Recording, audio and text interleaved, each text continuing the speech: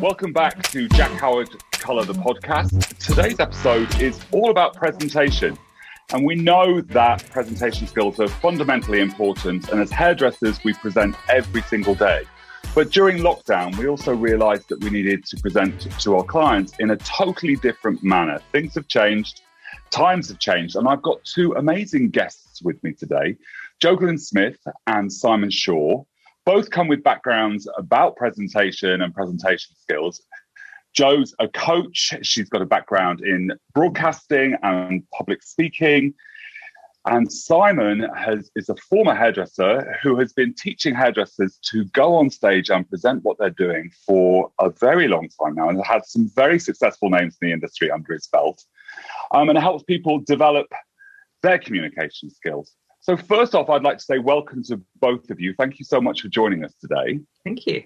Thank you, Jack. Thanks for certainly having me on. It's an absolute pleasure. I thought you'd both be really delightful to talk to. But first of all, I thought we could just, to the audience, who, if they don't know you, just talk a little bit about who you are and what you do. So Jo, first of all, a little bit about you. And of course, we've known each other for a long time now, and your journey in presenting. Yeah, so I suppose we met when I was at Harper's Bazaar magazine, and I think we met about 10 years ago. I was at the magazine for 12 years, and one of the kind of amazing elements of being at the magazine was I got to present to our readers all the time. So I really got the bug for presenting to our readers. In those days there wasn't digital when I started, so it was all about sort of face-to-face presentation, and I really needed to hone those skills to be able to connect with the audience. And so, my journey for public speaking started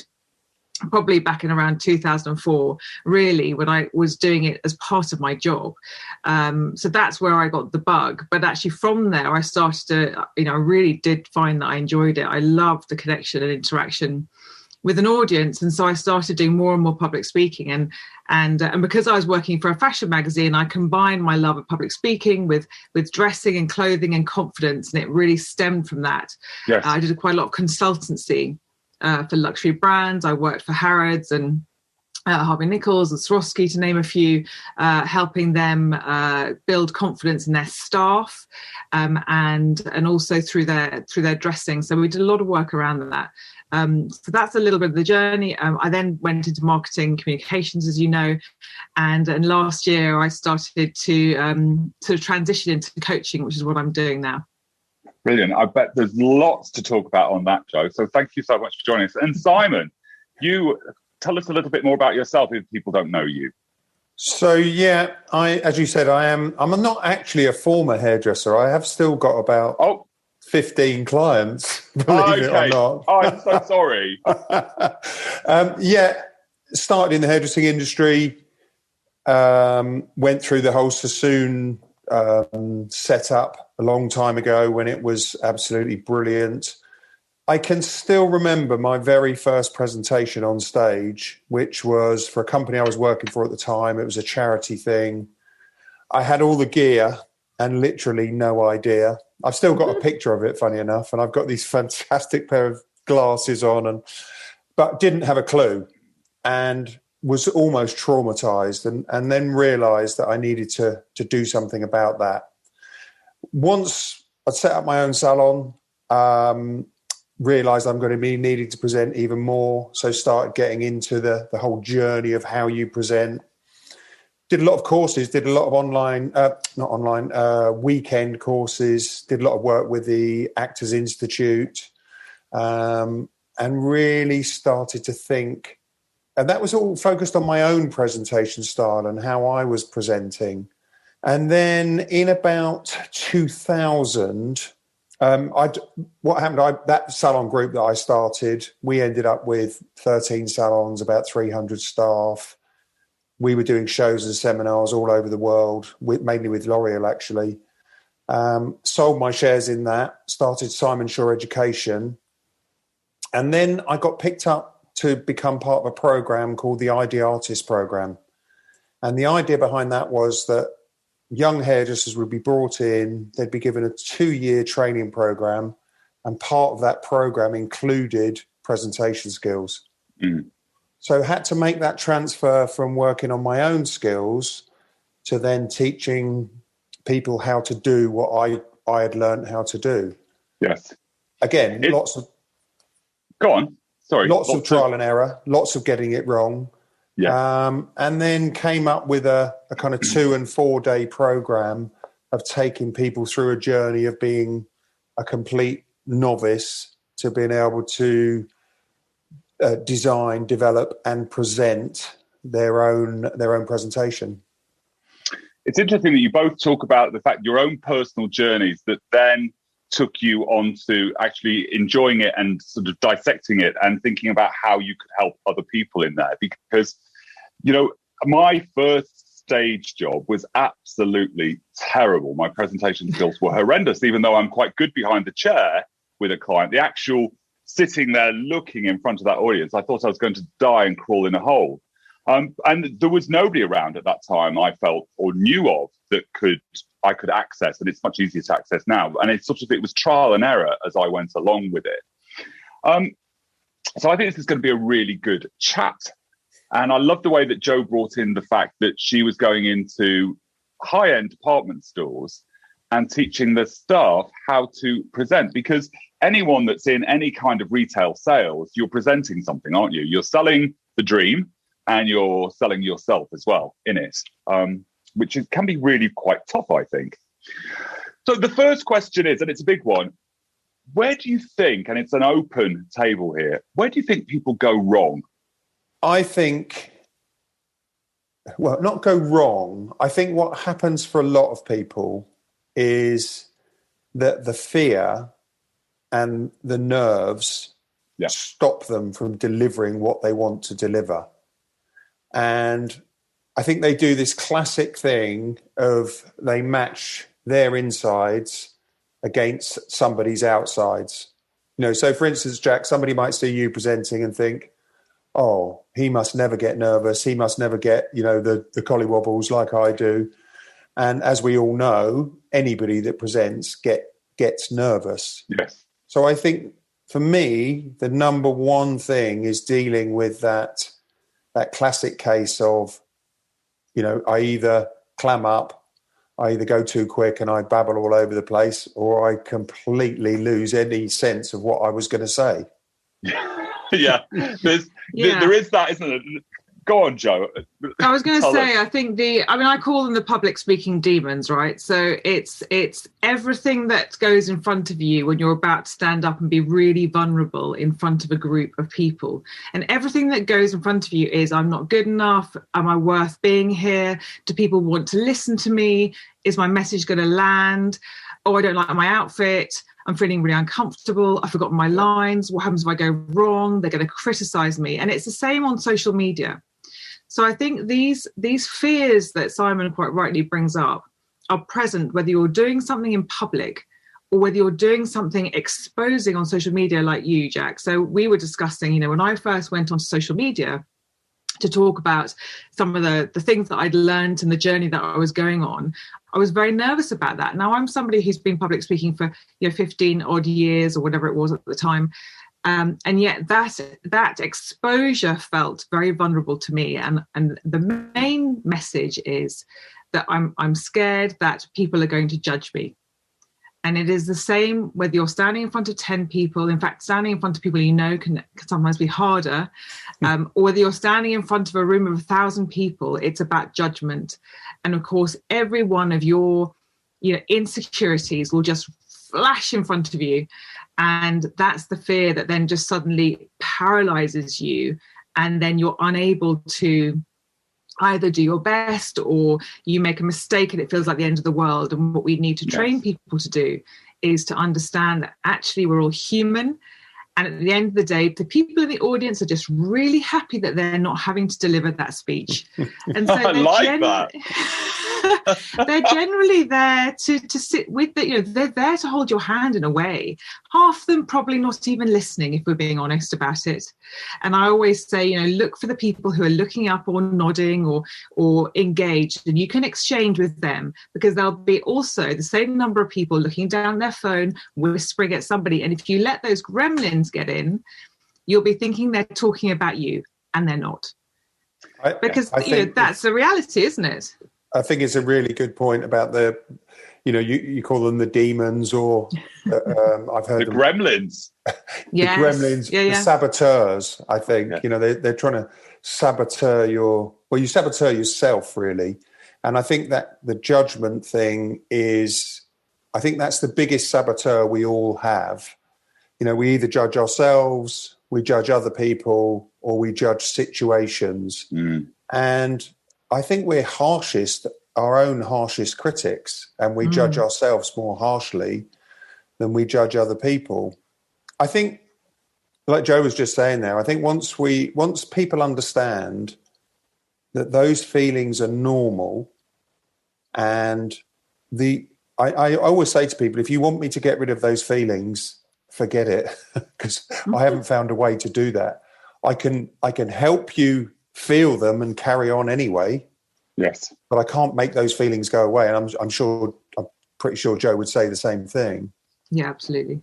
I always get this thing where, obviously there's the way I feel sick, right? Whether that's a live that I'm doing digitally, and so I'm checking everything 5 million times. That's just the way I do it. I'm set up 3 hours before it starts.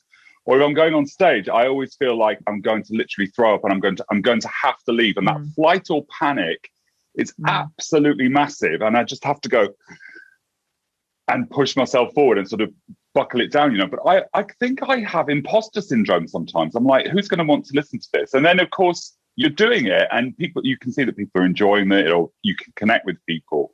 But that imposter syndrome can really sort of grab you, and it's like, ouch.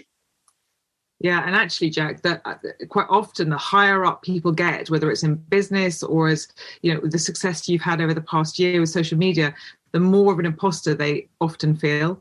And it's quite lonely at the top. It's a lonely place to sit. You're doing something, people are listening to you. They're maybe they're really focused on what you're saying. All eyes are on you, right? So it's totally normal to feel that way. And I feel nervous now before going on stage. And I reconcile that with the fact that if I wasn't feeling nervous or sick or whatever, sometimes I say flashes of light, then, I wouldn't be doing something that I care about. Yes, I agree with that. I don't, and Simon said that too earlier, that the fear, those things never go away. It's the way in which you manage it to then put forward the message that you want to communicate. Yeah. I always say to people as well, when they're presenting, there's the kind of you're either in the stands or you're on the pitch. And when you're on the pitch, that's where the real pressure happens. And think of the fact that you're about to step on and do it. You're the doer. And the people around you, even if they are going to criticize you, actually they're in the stands. So I think it takes bravery to get up and do it. So acknowledging to people, look, you're being brave here. You're doing something great. You're taking, you're stepping outside of your comfort zone. Just one thing, Jack, on the sickness thing, that's just your body not needing your stomach contents when you're going to present. Yeah, my body doesn't need those contents anyway. I'm always trying to lose a pound or two. Actually, it might be worth just quickly talking about preparation for that, because I'm sure Simon's got a million techniques. And the things that I do and that I often teach people, I find there are two things. First of all, you have to be really prepared. So, practicing to me is one of the ways that really, really helps me. And when I say practicing, I mean speaking your speech out loud, talking out loud, hearing your voice, hearing how it lands, understanding the words that you're going to falter over. Because I always have a word that I can't get out, no matter how many times I've said it with friends. For some reason in my speech, it's not coming out right. So change that word. You don't need to say it, and practicing out loud. I'll do it, walking up and down inside my bedroom or in the car is a really good place to practice. You can do that even if you're trying to inspire a team of people before a big job. It's just making sure that for me, it's landing the first 30 seconds when you're most nervous. And like Jack says, you can feel it all in the top of your throat. one of my things that I get, Jack, you feel sick. I have this terrible feeling I'm going to burp. It bubbles in my throat, and I can feel it, and it's awful. It's a horror. It goes away, of course, once the nerves are subsided and you're in your stride. But it's the first 30 seconds for me that you need to nail. And so 2 things that I do is I practice. Now, does it mean it will come out exactly right? No. It doesn't necessarily mean that, and that's fine, and I'm okay with that because they don't know what my speech is, and I've learned that when we're trying to be perfect, we're never perfect. And the second thing is for me is centering, is just making sure before I go up there or go in front of some people, I have just spent a little bit of time breathing. Because one of the things that happens when we go up on stage and we're extremely nervous, or Jack, you may have it. I mean, I had it certainly when I was on, an Insta live, because they're quite nerve-wracking. There's technology that can go wrong and, all that kind of stuff, is making sure that you're able to breathe, to release some of your chest. Because otherwise your voice comes out a bit like that and it's shaking, and then you hear your voice shaking, and then it's like a vicious circle of nerves. So just spending some time breathing deeply. Now, you won't necessarily be able to do that because your stomach is tight. As Simon was saying, you're in a different mode as you're about to go up and do these things.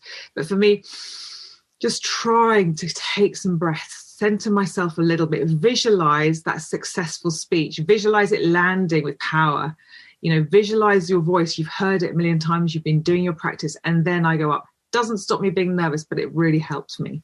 And what about you, Simon? What do you do in the first 30? Sorry, I'm having a cup of tea. What do you do in your first 30 seconds? Well, actually, interesting. What I would say is the bit before I go on stage, I will always try and find somewhere quiet.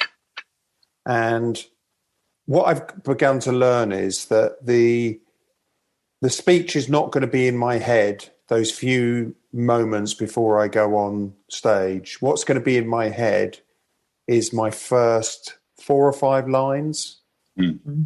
And so I would go somewhere, I find a quiet little corner, and I would just, as Joe said, do a little bit of breathing, just as I like to call it, get my shit together, just pack it up and get it in the right place. And when I go on stage, what I often say to people is, that first 10 seconds of how you stand, and even our body language is so important when we're on stage. The physiological as well as the psychological is so important. And so I say to people, just think about how you're standing. Are you grounded? Are your feet planted on the floor? You see a lot of people come and they'll stand on one foot and they'll tuck one foot over the other, and they'll kind of make themselves a little bit smaller so they look trying to hide. Yeah. And often when you see people when they first do it, when we're doing training, they'll revert back to an age. Could be they look almost like, God, we've got a 5-year-old in front of us. So it's getting the stance right. I don't like to call it power pose. I think it's more of a grounded pose. And then I think the pace of speech going along with the breathing, you can't take pauses unless you're breathing. So I think, as Joe just pointed out there, the breathing is absolutely critical before and during the presentation. Once you get past, so we're talking really, we are talking a little bit digital, but at the moment we're talking about personal live presentations, aren't we? And there's that moment, I think, when I purposefully walk onto the stage or into the venue that I'm going to present in, and it feels more confident to purposefully walk into the room, which, Simon, you're talking a little bit about how you stand and everything. And then for me, in that moment, if I can breathe and if I can look around the room and take it in, I somehow can get the first few lines out, and then it becomes natural to me. But it's just getting to that position first of all, and just being able to look around the room and look people in the eye if you can, and actually check the room out a little bit as well, I think. Yeah, that's so important. I mean, connection is, they won't remember half of what you said, but they will always remember how you made them feel. That's a Maya Angelou quote. And I think it's so true. It's so true. You know, your connection with them, how the exchange of energy between you and them is so vital to landing a successful speech. Because if you wanted to crack a joke, or if you made a mistake and made light of it, if you've got that connection, they're with you. They're with you all the way. And let's face it, we all make mistakes. You know, technology doesn't work sometimes. You know, you'll forget something. Sometimes you can be in total flow, you know, you're in your stride, and all of a sudden it's completely gone. Completely. And you can have those, and you can have those moments you can say, you know what? I've completely forgotten what I was going to say next. You know what? I'm going to come back to that. Nobody judges you. They're just like, almost as you can see the shoulders go down, because people are like, yeah, he's human, brilliant, great. Let's get on with it. We're with you. But you're right. It's that, I think Simon was saying about the getting on stage and planting your feet, and you know, it is true that a lot of people will hold on to their arms, or they'll hold on to their podium, or they'll grab their computer, and it's, you know, all their notes suddenly become this, I don't know, this golden chalice they can't get rid of. And that's because you're nervous, and it's completely understandable. But if you can take the deep breaths, plant your feet, as you say, Jack, connect with your audience, however large or small. I sometimes find a much larger audience is easier, actually, because there's so many people, it just looks like a sea of heads, rather than if you've got 20 key people, sometimes it's more about, you know, you can see more, and that can be nerve-wracking. But I think that connection, I think it's harder, isn't it? I think it's harder. Well, for me, it can be a little bit harder, yes. Although the one bonus of that, of course, is that you can actually interact with people a bit more easily, because you can, you know, you've only got a few to choose from, and if they're willing to offer themselves to connect with you, then that's amazing. But I think connecting was really great. I think the thing I always say to people is, when you get nervous, watch your eye contact and watch what happens, because it's almost like people want to divert from looking who's actually out there. And so, and I just say to them, look, it's just human beings out there, just like you. You're just presenting to other human beings who have the same fears and the same worries as you do. So connect with them. It's a bit like when we were kids. I don't know if when you were a kid, used to do that thing of trying to get into the bed, turn the light off and get into the bed before the bogeyman got you. And it's like people see the audience as the bogeyman, and it's kind of, they're not. They're here to listen to you, and they want to hear what you've got to deliver. I agree with that, and I think sometimes when I've done events for brands and they want to put a stage up, and they, you know, and say it's maybe 20 or 30 people, and I'm like, don't put a stage, bring me down into the audience, because I don't want to be seen up there. I want to be seen as one of them. They are one of me. It's our industry, and it's much easier if you make those connections not to be on a stage, actually, and to be in the room with the humans. You know, it's a hard one, but I always definitely scan the room, and I always kind of look for people who are smiling, who are, you know, happy to be there. And the first ever event I did, you know, lots of people left the room. It was so bad anyway. I mean, who would have stayed? But, you know, I was counting the people that were going, and I should have been counting the people that were still there. And I've sort of kept that little life lesson all the way through with me. Thankfully, not so many people leave the room now and go, oh, God, he's back. But, you know, that fear never leaves me. And your vibe is your tribe, right? So there will always be people who don't want to listen to you, Jack, or don't want to listen to Simon, or don't want to listen to me. And I think it's about changing your thinking around and thinking, you know, if you're going into this to educate people, I mean, Jack, I know this is really important. The education for you is fundamentally part of what you do. And Simon, I'm sure it is with what you do. And for me, it's just, you know, I want to help as many people as possible find whatever it is that connects them with their passion, their purpose, and you know, and their goals. But, you know, along the way, you're going to lose people, and you'll lose them in a room, or you'll lose them on a social media journey. The problem is that, as you quite rightly say, we so often focus on the people that have left rather than the people that are there. And if I said to you, Jack, today you're going to speak to 50 people, and 20 of them, you're going to change their life, you'd say, that's amazing. That's amazing. Yeah. I'm so excited that 20 people's lives I'm going to really make a difference to. But unfortunately, because we're humans, we always focus on the 30 people that weren't that interested, because you're worrying about, what did I do? What did I do to upset them? You know, so it's about just reversing that thinking a little bit and focusing on the people that are there and present and nodding and communicating with you. Yeah. I think another tip is the idea of projection. You know, we when people first start presenting, they project onto the audience and they think they know what they're thinking. You know, they might see somebody who's sitting there a little bit like this and they think, oh, they must be bored. And it gets off their stride and it gets them out of their flow. Mm. And I just say to them, you have no clue what anybody else is thinking. And even if you ask them, generally when you ask for feedback, people aren't honest. So just when you're on stage, be in that space where you don't know what the audience is thinking. Mm. I might make up all sorts of stuff, but I don't actually know. We talk about it in coaching. We talk about being in your heart and not in your head.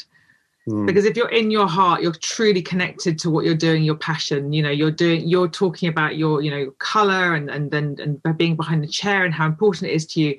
And if you suddenly get up into your head, and often we're triggered back into our heads because of the things that Simon was talking about, the person leaning back and crossing their arms, or the person getting up to go to the loo, or somebody whispering, gets you right back into your head. And unfortunately, in your head, you're catastrophizing.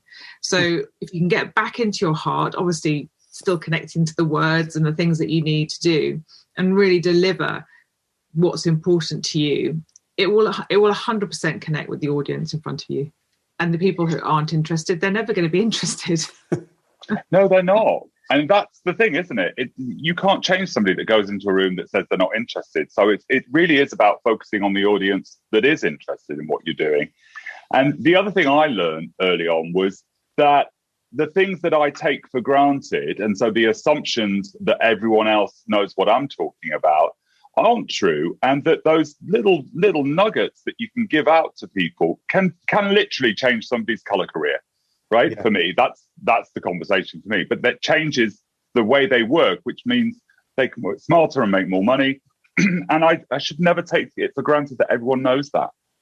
I tell you what, Jack, I learned a really useful thing. I was actually doing a team day for Paul Edmonds just before they went across the road to the new salon.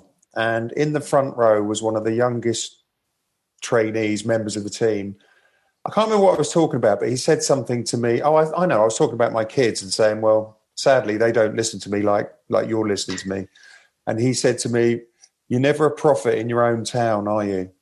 That's a good one.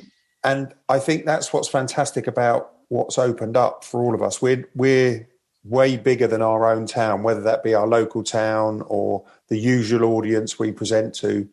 Now we can present to a bigger audience. So not that I want to be a prophet, but it just reminded me, actually, you might have heard your message and some people might have heard your message. There's tons and tons of people who don't even know how to take a section to do that little hairline bit on a balayage. No, and they don't even know you exist until one day. Do you know what I mean? It's like not everyone knows you. So that's really cool. And I think we've answered the second question really in that. And it's like, what do you do when it all goes wrong? And the take home from it is that you keep on connecting and you keep being human, yeah? Yeah, I mean, for me, I always just say I've gone wrong. I mean, if I forget something or if I trip over, or all the stuff that you would imagine could happen will happen if you've done, hundreds of talks.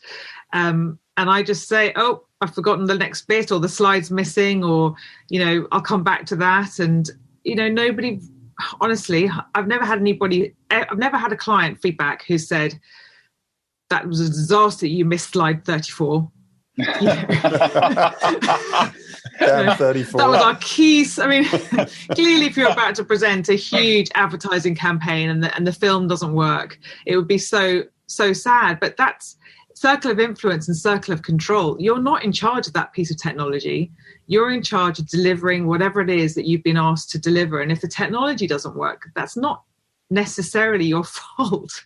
No. So you have to talk around it and be totally human. And if you laugh, or if you're embarrassed, or if you sneeze by mistake, or whatever it is, in people, like, Simon said, people are just human, and they just, they don't even think about it. You just carry on. Yeah, I could not echo that more. I think the caveat of that is being as prepared as you can be. I remember going to do a job in Dubai, and I had the presentation on a computer. I had it on a memory stick, and in the days when we still used them, I had it on a disc. And the first two things failed, but they managed to get the disc to work. But if that hadn't have worked, I would have just done it off the PowerPoint that wasn't up on the screen.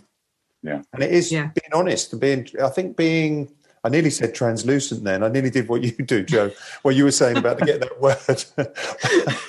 Just need some sunshine, Simon. I think it's about being transparent and having a degree of honesty and not trying to be perfect.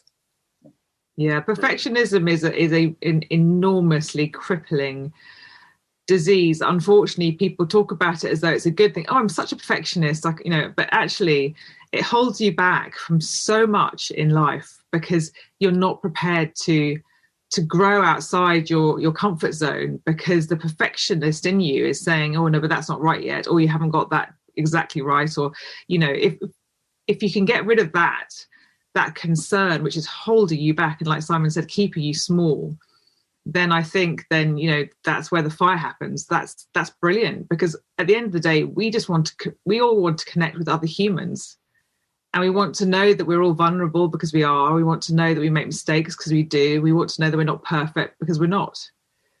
So I think when you know that, it helps you. Oh yeah, perfectionism annoys me because so many people are like, oh, it's not right yet, I can't do it yet. And the fact is, if you don't go wrong somewhere, where are the lessons that you learn? I know it sounds so trite to say that, but in anything, you have to make mistakes to be able to understand what's gone wrong, and then you can actually be better. It's funny. When in the intro, I was saying I work for Vidal Sassoon, and I can remember being so frustrated, brought myself to tears. And it was in the time when the whole thing was about a bob. When we cut a bob, you didn't want any graduation. You wanted this perfect line. And it was a perfectionist company in those days. And you used to get two mirrors and hold them up underneath. If you saw a tiny bit of graduation, you were, ticked off. Could never get it right because hair is hair. It's not a material. It's got little growth patterns. And so it's so true what Joe's saying. Some things you do them as the best to your ability at that time, and that is good enough. Yeah. And just keep stepping outside of your zone and keep pushing your comfort zone a little bit further. You don't have to go from 0 to 100. Go from 0 to 2 and 2 to 4, and keep building slowly. And also, we have to remember that. Sorry, Jack. I was just going to say that when it comes down to perfectionism, we all have different levels of perfectionism. So there isn't a perfectionism barometer. My version of perfectionism might be somebody's perfect. My version of imperfect might be somebody else's perfect. So if that's the case, then it doesn't even exist in the first place, because, if you think you haven't quite got your presentation down exactly how you want it, do you think anybody else will notice? No, because in the room of 50 people, you've got 50 versions of what great looks like. Yeah, that's so really true. And also, the thing is, you're not going to go out into a room and present to 5 million people straight off anyway, are you? You're going to maybe present to your team members, or maybe you've got a small following and you present to your following on Instagram. It doesn't start off with millions of people watching you, or thousands or hundreds. It always starts off small, and that's where you can iron out the kinks and get used to it. So, Simon, do you think clothes play a role in your presentation? Absolutely, I do. Yeah, I think it comes back to that fundamental thing. What is your brand? What's my brand? What's Joe's brand? What's your brand? And I think when you understand what it is you're trying to project personally and who you are and what you want, how you want the audience to perceive you, you can then look at, okay, what sort of thing will I wear? I mean, a lot of that comes from your personal style and what you like. But I think clothes make me feel better. So I would wear something that when what it's like, we've all got that bit in our wardrobe where we put it on and think, not too bad. Okay. For my age and all that stuff, and so I think it's somewhere, again, something that's comfortable, but also something that portrays you as you want to be portrayed. I've many an outfit I've bought that I've thought, that looks really cool, and I'm like, that'll look cool on stage, and I put it on and I felt so uncomfortable in it, and I felt such a idiot in it that I've had to take it back, and I'm like, you know what you like, really, just wear what you like and keep it simple for me. You've got to stay authentic. And then if we come back to your stage, the staging's height conversation, if you are unfortunate enough to be on a stage that's sort of 4 foot high where everybody's looking up, then it's really about considering what you're going to wear. If you're a dress wearer, for example, do you really want to be wearing a dress where everybody's going to be looking up? So, it really depends on the whole, what's the stage like? How large is the audience? How much do you need to be seen? I know in hairdressing, there's a lot of black that's worn, of course, because of the colour, and that's often a uniform in salons and stuff. Oh, you're both wearing black. That's hilarious. Do you know what I mean? No, but like,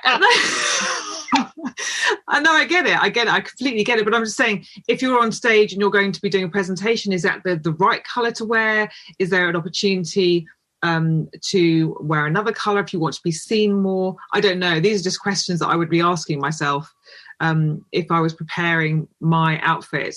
For me, if I can't move around, and I'm certainly not going to wear shoes I can't walk in.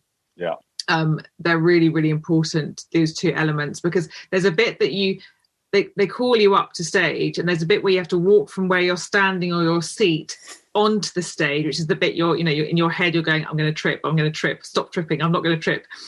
And if you've got really high heeled shoes, or for me, if I've got really big high heels on at that point, that's like the most terrifying moment. Because I don't want to get on stage and immediately trip up. It's not supposed to be a comedy presentation. That's why I leave my Cuban heeled boots at home, I'm afraid. They do not come on stage. It's best to keep those for dancing, Jack. Keep them for dancing. Keep those for dancing. I've got one more real question, and it's just been such a great talking to you both, and some brilliant insights. So thank you so much for bringing this to the table. As we've gone from live and we go to digital, what changes in that? For me, the first thing is that you can't read a room. So I'm like, oh my God, all I can see is a number count at the top, which is a few people that have joined. And then I'm like, I still do the breathe. And I'm like, hi. And I have to raise my voice a bit because Carrie, Carrie Simon, she always tells me I sound dead. So I have to put the Jack Howard voice on the show, right?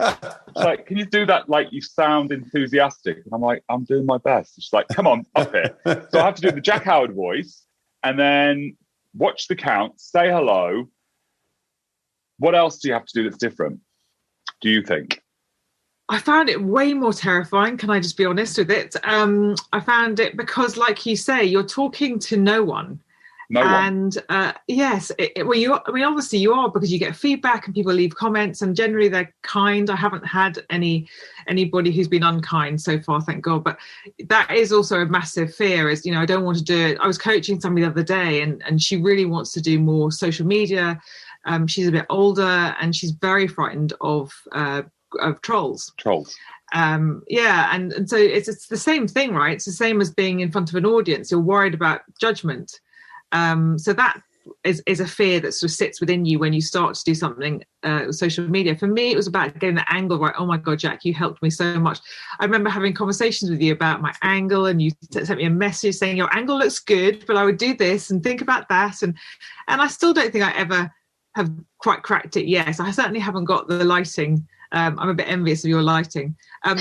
Lighting is essential because lighting is essential. Yeah, lighting is, especially as you get older. To find this lighting. Yeah, so I think you should do that, Jack. If you did that, I'd love you forever, because honestly, I think for me, lighting is really important. Your background's important. I don't have any particularly sexy backgrounds in my house. It's such a small terrace house, and so I'm really struggling with finding a nice, like you've got this very nice studio looking setup, which is great.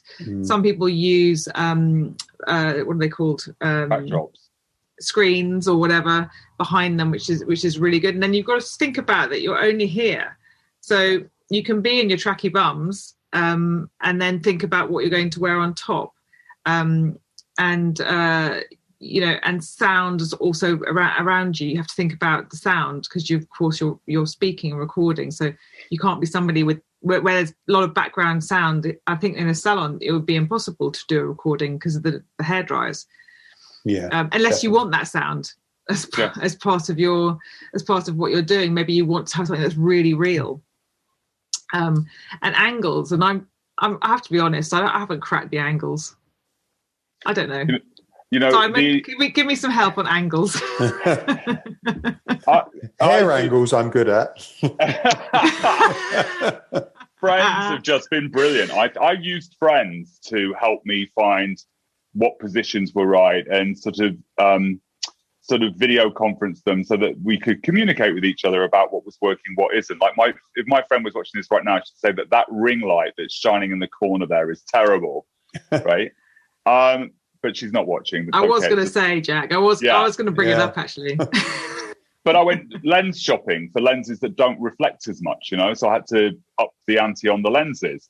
But it's a journey, isn't it? It's the same.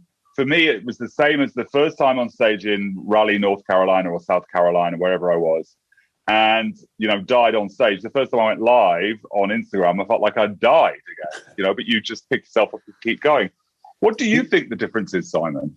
Well, I think all the things you've covered, but I actually think the positive is, the audience would never know how many notes or how many pieces of paper you had pinned to the screen that they couldn't see. So one of the things I found is that bit is easier. Yeah. And I think, people, I'm not like this, but people tell me I come across as very laid back and very calm and all that sort of stuff. Now, obviously I'm not like that internally. So I've found I've really had to up the ante. I've had to kind of, a bit like you were saying, Jack, I've had to be the bit louder Simon than I normally am. One of the things I say to people is when I'm coaching them, I've found coaching people online, one-to-one, actually really successful. In a way, in some ways, easier than working face-to-face. Yeah, that's interesting, isn't it? And I actually think it's, for me, what I find is I do some shorter sessions, send them away to do a task, and then do another shorter session. So we actually get more time because there's none of the traveling and none of the. Yes. So I think it's been really useful. I do think all of those things, the position, your eye contact, your angle, your background, what you're wearing on the top, all of that is got to be considered. Still comes down to breathing, pace, tone, pitch. All of that stuff is really important live.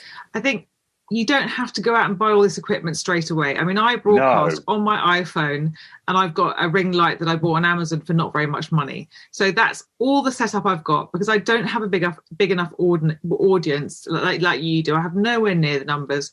And so for me, it's about what I'm saying. And if people want to be bothered to tune in, I'm so grateful, and I'm really happy. But I'm prepared to accept the fact that it's small steps, small growth, You know, for every 10 people you get, you know, I'm really happy about it. My audience is small, and I'd love to grow it, but I'm not going to run before I can walk. And so once it gets to a certain point, you know, then I might be prepared to invest in lighting or whatever it is. But I don't think people should go out and invest in all that stuff if you've got, you know, a few followers and you're trying to start off. I think just start by saying something interesting that, you know, and being honest and authentic and genuine and all those lovely words, and then people will connect and it will grow organically. And your growth is been amazing. And interestingly, you've always been so committed and so dedicated to making sure you're serving your audience with really honest and genuine information. And I remember you saying such a long time ago, Joe, I just want to educate people. I'm not interested in, you know, pictures of me having lunch or what I've eaten for breakfast or, you know, whatever it is. I just want to do what I do. And I think that's the key thing at the end of the day. I think people want to connect with other humans who are, you know, giving them some advice or being honest about something. And that's what attracts people to you. There's nothing better to me than the feeling of somebody going from finding it really difficult to string a few words together to saying to me, right, I'm going to do a live and I'm going to get you as my guest on it. And not, you know, that, or they're putting out videos for their salon for recruitment videos, and they filmed themselves doing a recruitment video. To me, that's like, wow, actually this stuff is really powerful. Yes. And I love that feeling of being part of somebody's journey like that.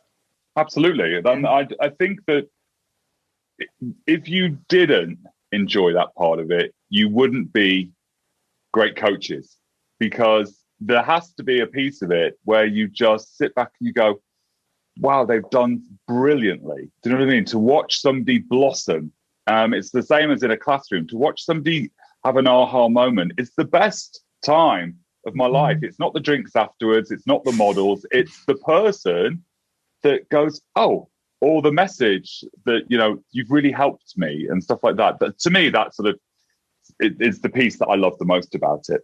I would like to say, though, Joe, that, if you go back to my first live, it was in my kitchen with a very small ring light. It was very dark and the lights were slowly added to it. I didn't just go out and go boom on Amazon.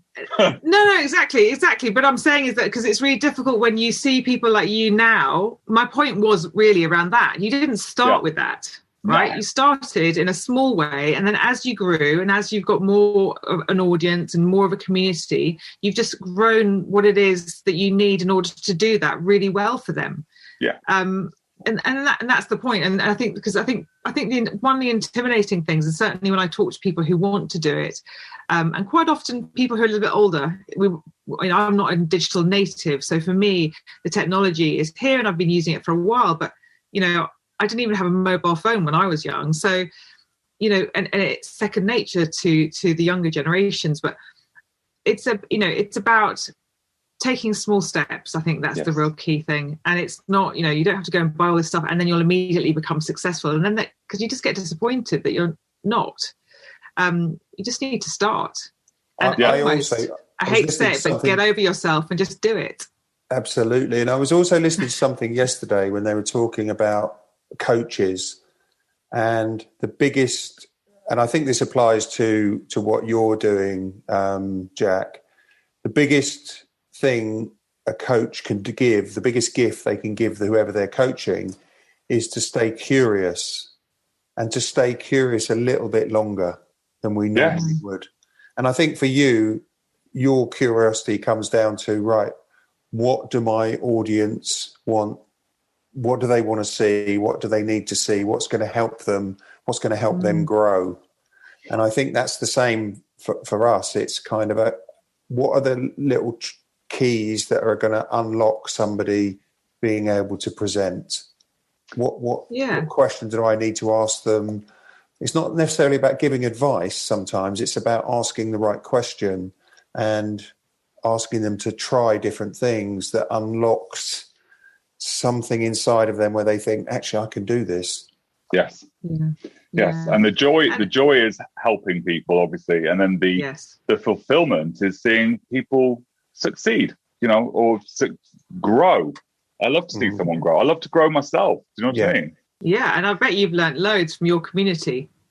Loads. And, really the interesting thing about it is that it's the feedback from people, isn't it? Always the feedback, even after you do a presentation, somebody comes and talks to you about it, and they give you insights that you would never have thought of into how it impacted them. So feedback is so important. But you have to create the opportunity for them to be able to do that. And it's the same with public speaking. So I think that's why it comes back to this idea that we've all spoken about, which is about kind of open communication, because the feedback is because you've been approachable. Yes. If we're presenting this perfect image of, I'm trying to think of a big celebrity and I can't, perfect. How intimidating is it to give that person feedback because they've created perfection? It may not be real, but it's been created. Whereas if you're being, just honestly communicating with people, then you've got these open sort of doorways for communication to flow. And that's just wonderful for everybody. I think also going along with that, if you're, you think about us in other arenas in sports, if you're expected to not show any vulnerability at all ever, holding all of that together takes such a lot of energy and actually better for your own well-being and probably better for the audience's well-being to be human. Yeah. We've spoken about it a lot, but I think that's a key trait of a relatable presenter. Yeah. And you do want to be relatable, don't you? There's no point going up there these and digi entertainers and all that stuff. To me, there's no point in that. For me, and I know the word gets bandied around so much, that authenticity, but the true me, right? The true colorist, Jack, you want to connect with people, and you want people to be able to connect with you and to be able to talk to you, because that's part of the fun, right? I think as a hairdresser, we're steeped in, right from the very early days, a client sits in our chair, and however long they're in there, by the time they stand up and leave, our sole intention is making that client happy. Yes. Yeah. I mean, that's also very difficult to live that life, but yeah.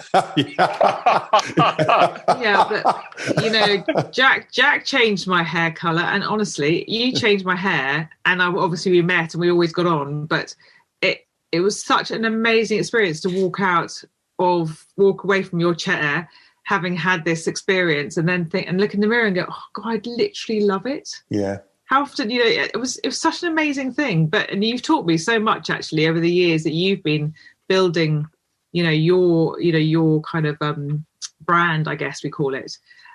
Because the when we come back to what we talked about right at the beginning, was that failure is such a great teacher. Yes. We don't learn anything from getting it right. No, but it doesn't feel good at the time. That bit, I can assure everyone, when you fail, it feels terrible. But it's the sitting back and the looking at it and the analysing it and the breaking it down. Now, my final question, and it's just a fun one. So presentation skills, of course, are teachable, right? What's the hardest thing that you had to learn as a presenter? And I'll start with Simon on this one. I think the hardest thing for me was, I remember doing this I went away on a weekend, Actors Institute, and what they used to do was get you to take a song and you had to not sing, because I'd be like that program on the TV of where they get the terrible singers on, and you had to say you could either take a poem or a song or any other lyrics, you had to say them, and I chose Stevie Wonder, Love's in Need of Love Today. And at the end of it, the coach sort of said to me, I did this big dramatic, talking it and emphasizing all sorts of words. And at the end of it, he just said to me, who do you think's in need of love? And I sort of said, oh, I think it's me. I think I'm the one that's in need of love. So I think I had to get over that thing that actually I was okay. And I wasn't better or worse than anybody else. And I still look at that now. And I think just getting over that thing that I was good enough. Right. And that kind of, then once I got over that, I then could take in all the learnings and that I needed to do to present. Wow, that's a pretty profound one, isn't it? That I'm good enough. One. Yeah. What about you, Joe? So the hardest thing I've had to learn, I think, is just being really content with being me. And that sounds ridiculous. And it's very similar to what Simon was saying, really. It all comes down to the, I am enough, and I'm, what I can present is really just me. And if I try to be somebody else, I never do it really well. And so you just have to come back to yourself. And if yourself, I remember thinking at one point, oh my God, my voice is so posh. Oh God, everything, but this is the way I speak. I can't do anything about it. It's just the way I am. It's the way that I speak. And I'm okay with that now. I'm just me. So I think we have to just be really comfortable with ourselves. And what you have to offer is different from everybody else. And so if we're all just ourselves and not trying to be, I don't know, I could be trying to be Michelle Obama, who I think is an incredible speaker and so poignant with so much poise. If I was trying to be her, I'd fail, because I'm never going to be her. And I'm not even going to say good enough to be her, because I'm good enough being me. And I think that's the really, and it took me probably till I was 40 to realise that one. If you'd asked a different question, Jack, about what's the hardest presentation I've ever done, I once did a presentation to the L'Oreal sales team, the guys that go into salons day after day. And just an explanation, Joe, they go into salons day after day trying to sell product. Salon owners are normally too busy to see them, so they get batted off all the time. And they'd asked me to come in and do some what a salon owner might like to, how you could approach a salon owner to talk to them. And they were the most cynical, hard-nosed bunch, and basically didn't get a single thing from the presentation that I delivered. And I came out of there thinking, I'm never presenting again. Yeah. Know your audience. Yeah. Never again. Thank you so much for both of you for coming on today, because it's just some really good talk and some real honest talk about how you present. And for me, the takeout, a lot of it was about being true to yourself in it all, and about overcoming, or at least trying to overcome, some of that fear as you go on stage, or you go live in front of an audience, or you're in digital, or whatever it is. And the other thing that seems to resonate through to it is that really you've got to be true. I think it's you've got to be true to you in it and know the audience. So I've really, really enjoyed having you both on. Thank you so much for taking the time out today. I can't tell you how much I'm chuffed with this podcast. Thanks for having us, Jack. It was so fun. So fun. You. So I hope you enjoyed this podcast as much as I did making it for you. Don't forget to subscribe on your channel that you download your podcasts from. iTunes is my favourite, but I know there are others out there. And also, if you want to follow me on stories on Instagram, it's jackhowardcolor, C-O-L-O-R, the American way, not the English way. And on Facebook, it's jackhowardcolor, C-O-L-O-R. And my website is www.jackhowardcolor, C-O-L-O-R.com.